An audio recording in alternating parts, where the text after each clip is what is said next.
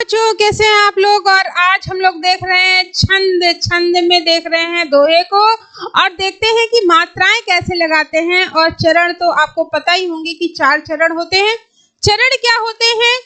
Comma के पहले की लाइन एक चरण, दूसरी ये, तीसरा चरण आपका ये हो जाएगा और चौथा चरण ये हो जाएगा। 4 चरण मतलब पूरी लाइन का जो आधा कॉमा के पहले वाला भाग है। ठीक है, अब इसमें बोला जाता है कि सममात्रिक छंद या अर्ध सममात्रिक छंद। तो दोहा जो है वो अर्ध सममात्रिक छंद है। क्यों है ये भी देख लेते हैं कि यहाँ पे अगर हम मात्राएं लगाएंगे तो 13 और 11 का रेशियो आएगा।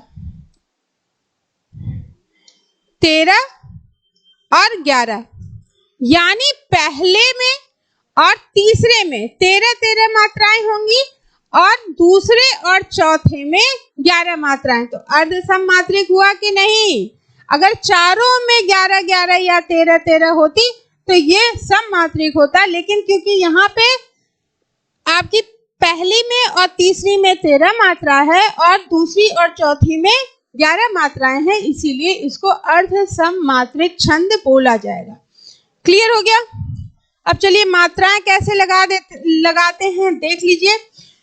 स्वर आपको पता है, जितने छोटे ह्रस्व स्वर होंगे वो सारे लघु यानी उस पे ये मात्रा लगेगी, और जितने दीर्घ होंगे उस पे लगेगी गुरु की मात्रा। क्लियर हो गया? गुरु मतलब 2। अब इसके अलावा अगर चंद्र बिंदी है तो वो कौन सी मात्रा लगेगी? लघु की। और अगर यहाँ पे अंग की बिंदी है या आह की बिंदी है, अनुस्वार और विसर्ग है और संयुक्त, अगर च के आगे स या कुछ भी लिखा है तो ये जो वर्ण होगा ये भी आपका गुरु में आएगा।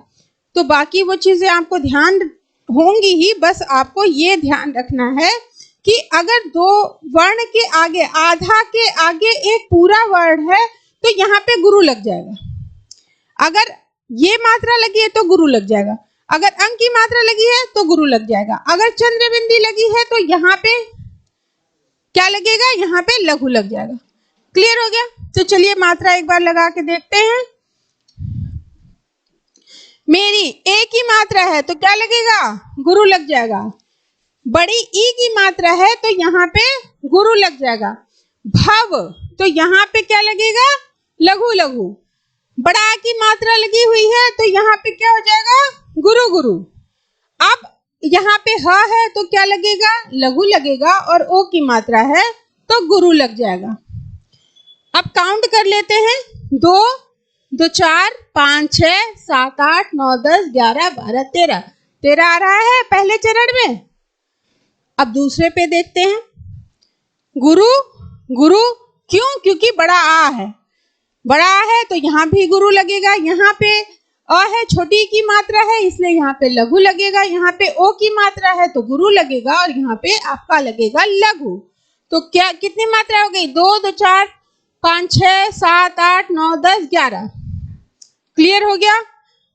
यानी इसके पहले चरण में 13 मात्रा और दूसरे चरण में 11 मात्रा कैसे लगेंगी वो हमने आपको बता दिया। अब नीचे देखते हैं। जा पे क्या लगेगा बेटा? गुरु। तन पे लघु लघु, इस पे क्या लगेगा? गुरु। जाए, अब अगर सिर्फ ये होता तो लघु लगता, लेकिन बड़ा आ लगा है इसलिए यहाँ पे क्या हो जाएगा? गुरु हो जाएगा। और यहाँ पे गुरु, यहाँ पे लघु और ए की मात्रा है तो गुरु। जा तन की झाई परे, ये आपका तीसरा। अब चौथी पे देख लेते हैं। अगर ये श्याम, अगर बेटा इसके आगे एक वर्ण पूरा होता तो इसको हम गुरु करते, लेकिन यहाँ है नहीं तो हम सीधे इस पे लगाएंगे। क्लियर हो गया? अगर ये होता तो गुरु होता, अगर ये है तो ये गुरु होगा, फिर ये इसको ऐड नहीं करेंगे। हरित, यहाँ पे लघु लघु लघु, द्वितीय लघु लघु, होय गुरु, और ये हो गया आपका लघु। फिर काउंट कर लेते हैं। 2 3 4 5 6 7 8 9 10 11। क्लियर हो गया? कितना इजी है ना। मेरी भव बाधा हरो, राधा नागरी सोय, जा तन की जाई परे, श्याम हरि दुति होय। ये जो है आपका दोहा है। दोहा अर्ध सम्मात्रिक छंद है जिसमें 13 और 11 मात्राएं होती हैं।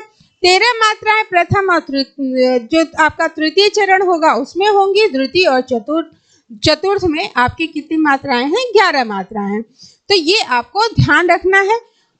बस चीज और आपको इसमें ध्यान रखना है दोहे में कि जो सम चरण है यानी दूसरा और चौथा चरण, इसके अंत में लघु होने चाहिए। ठीक है, यानी कोई भी लगाएंगे तो यहाँ पे लघु आपको दिखना चाहिए।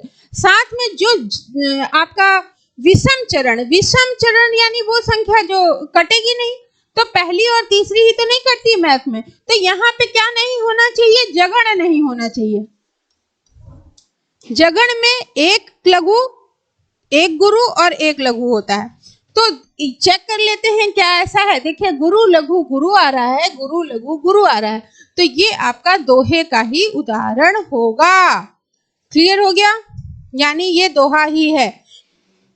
13-11 मात्रा के साथ आपको ये देखना है कि सम चरणों में लघु लघु है कि नहीं है। विषम चरणों में जगण तो नहीं आ रहा है, ये जगण नहीं होना चाहिए। अगर जगण है तो ये दोहे का उदाहरण नहीं माना जाएगा। इसी तरह आपको चीजें तैयार करनी है। आज आपको क्या करना है, जितने भी दोहे होंगे आपके ऑप्शन में या उस पे मात्रा लगा के देखिएगा। मात्राओं में हमने आपको बताया कि जितने ह्रस्व स्वर हैं वो आपको याद ही होंगे, दीर्घ स्वर भी आपको याद होंगे। बस ध्यान क्या रखना है, अनुस्वार विसर्ग ये जो है आपके किस में आ रहे हैं? दीर्घ में आ रहे हैं। और लघु में अंग की जो मात्रा है वो आ रही है। आज के लिए इतना ही। Thank you.